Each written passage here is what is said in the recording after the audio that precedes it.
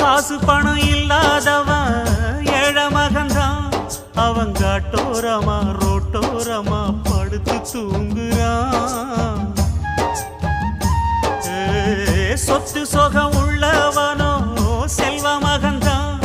அவன் பஞ்சு மெத்த போட்டிருந்தும் முழிச்சு ஏங்குறான். எது மற்ற பேர்களுக்கு ஏது கவலை?